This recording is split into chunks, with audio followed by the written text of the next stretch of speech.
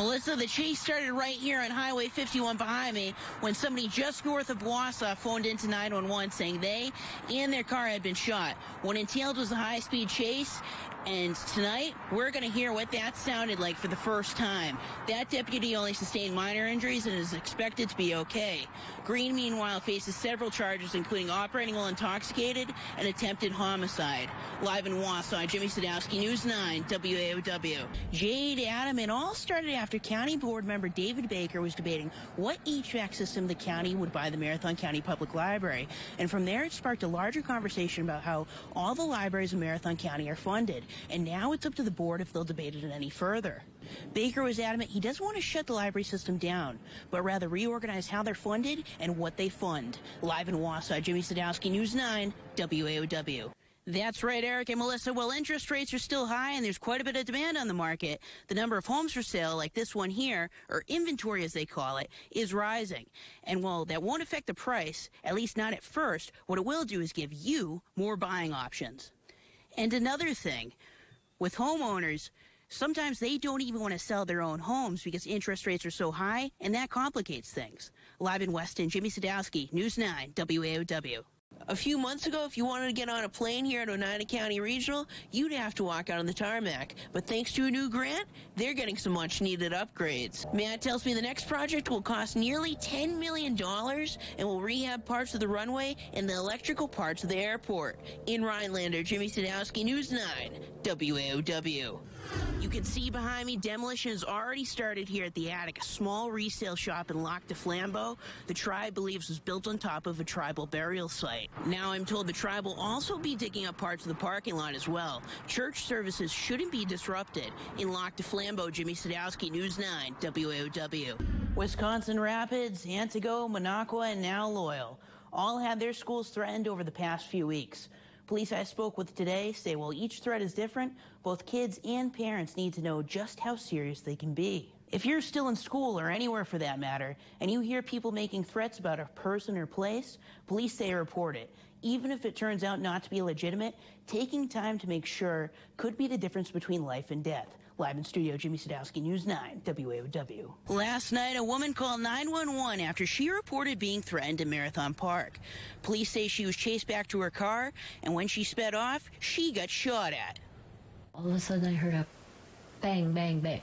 Multiple shots, obviously gunshots. The cat ran downstairs, and I ran to the window. Then I shut the lights out.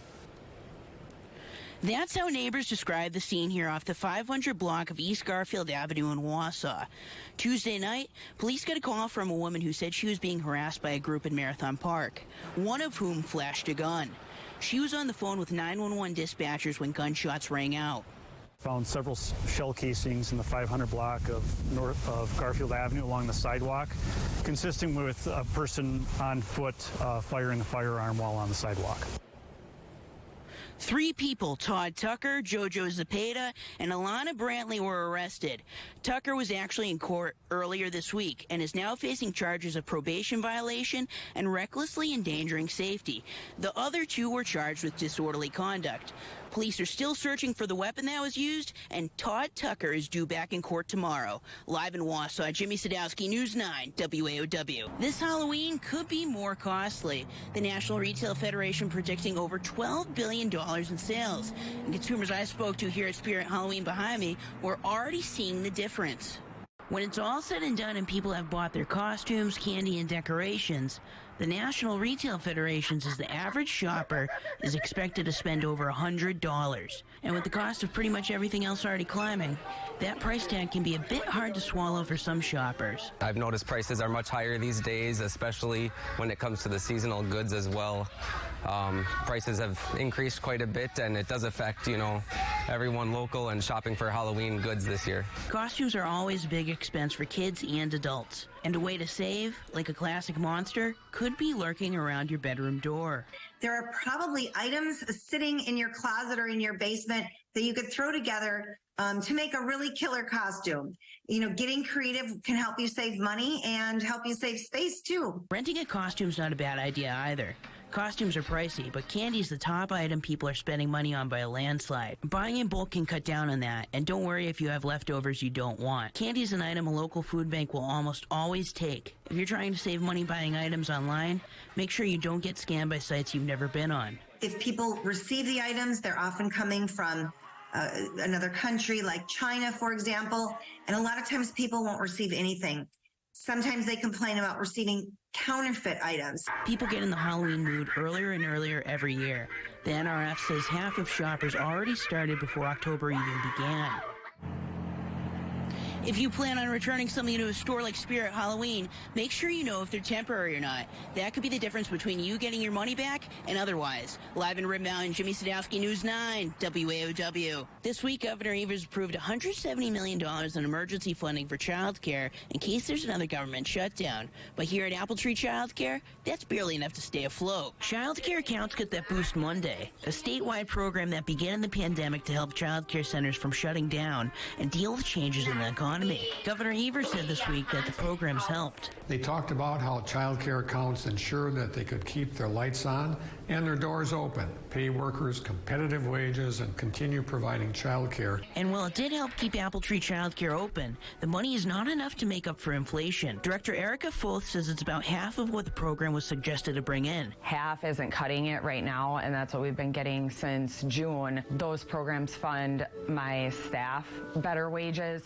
They fund more material for the classroom. They fund just our overall overhead, and it still is barely enough to break even. From the time when kids are born until they turn 5 are some of the most important years for their development, and Erica wants that to be recognized and supported more. It doesn't make sense to start funding kids when they turn 5, when that brain development has already taken place. It's already established. It's something we can't get back. And when providers close their doors, they're not coming back. For every kid Apple Tree can afford to take in, they say there's several more they don't have the funds for. The demand's there, but the funds to best support it aren't. With this funding, child care accounts will be able to run as they are now through June of 2025. While the extra funding will help Apple Tree, Erica says much more needs to be done if they want to keep improving their care. In Marshfield, Jimmy Sadowski, News 9, WAOW. It's been 15 months since police first pulled bones out of the water here in Port Edwards, and now they and the victim's family finally have answers. Paul Christian of Wapaka is the man whose remains were at the bottom of the Wisconsin River, recovered in July of last year. Police now revealing the investigation is taking a turn, being looked into as a homicide because of blunt force trauma to Christian's skull. Why was he in Wood County? Or had he been coming to Wood County for a while? You know, who saw him last? You know, any type of information right now is going to be very, very helpful for this investigation. The skull played a key part in identifying Christian. Police took DNA they recovered and sent it to a lab in Texas, something Sheriff Sean Becker calls a miracle. With the new technology that's come out, you know, working with the state crime lab, working with, you know, private labs that can help us with the identification process has come a long way, and it's very helpful. And now we can at least give the family some, you know, closure that, you know, we did locate him. The remains were first found by work crews near the Port Edwards Dam last July near the rocks when they drew down the Wisconsin River for maintenance. But despite having a name, they're left with even more questions. Police saying the last time Christian's family saw him was 2016, and he has few ties to Wood County. If you have any info on why Paul was in the Port Edwards area, the Wood County Sheriff's Department urges you to contact them. We'll post their info on our website. In Port Edwards, Jimmy Sadowski, News 9, WAOW. There's a lot of people you might see at Quick Trip, but a famous TikToker probably isn't one you'd expect.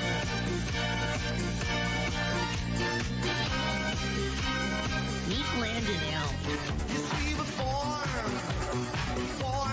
Otherwise known as Fatboy Landy on TikTok, where he's amassed nearly 800,000 followers and counting. The fame hasn't gone to his head either. I mean, I would be doing it even if I had just my friends watching me, because it's just fun. I like to dance. I've always been like a mover, as we say in the biz. He's had a pretty normal life of a central Wisconsinner. He works at Quick Trip and went to the University of Wisconsin-Stevens Point and got a degree in musical theater. He started making TikToks during the pandemic and has got the attention of celebrities like Howie Mandel. Landon, you're the reason I love TikTok. You make me smile every day.